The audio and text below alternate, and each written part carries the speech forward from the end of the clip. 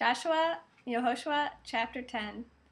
When Adoni-Zedek, king of Yerushalayim, heard how Yehoshua had taken Ai and utterly destroyed it, he had done the same to Ai and its king as he had done to Jericho and its king, and how the inhabitants of Givon had made peace with Israel and were living among them, his people became greatly alarmed, because Givon was as large as one of the royal cities, larger than Ai, and all its men were courageous. So Adoni-Zedek, king of Yerushalayim, sent this message to Hoham, king of Hebron, Param, king of Yarmut, Yaphiah, king of Lachish, and Devir, king of Elgalon. Come up and help me, and we'll attack Givon, because it has made peace with Yehoshua and the people of Israel. So the 5 kings of the Amorite, the kings of Yerushalayim, Hebron, Yarmut, Lachish, and Eglon, got together, went up with all their armies, pitched camp against Givon, and made war with it. The people of Givon sent a message to Yehoshua at their camp in Gilgal that said, "Don't ignore your servants. Come up to us quickly and save us. Help us, because all the kings of the Amorite living in the hills have gotten together to fight us." Yehoshua went up from Gilgal, he and all his fighting men with him, including all the bravest ones. Adoni said to Yehoshua, "Don't be afraid of them, for I have handed them over to you. Not one of their men will stand against you." Having spent the entire night marching up from Gilgal, Yehoshua fell upon them, taking them by surprise. Adoni threw them into confusion before Israel and defeated them in a great slaughter at Givon, pursuing them along the road that goes up from Beit Horon and beating them back to Azekah all the way to Makkedah.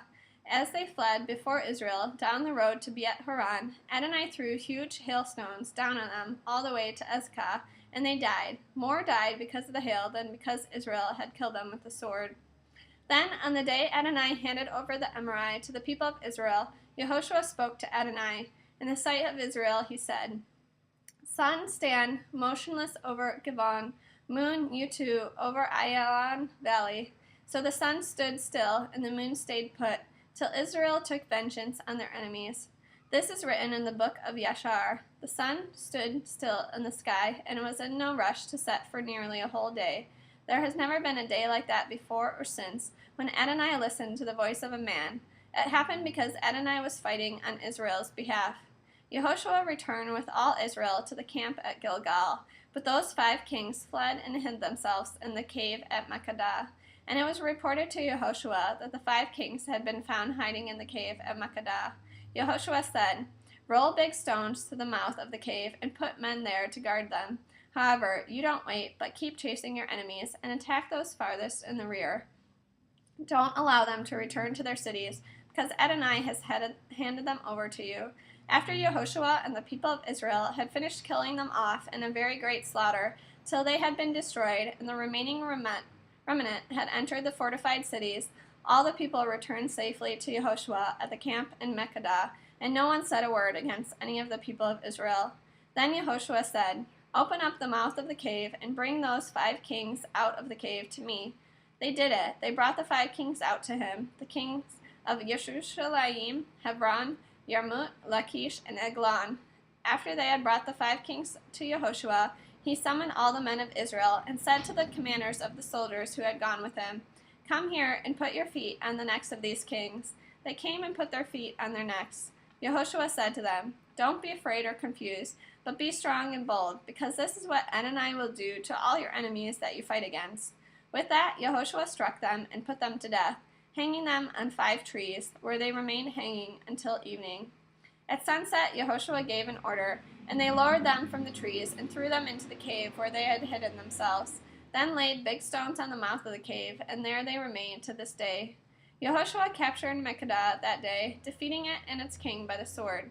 He completely destroyed them, everyone there. He left no one, and he did to the king of Makkedah what he done to the king of Jericho.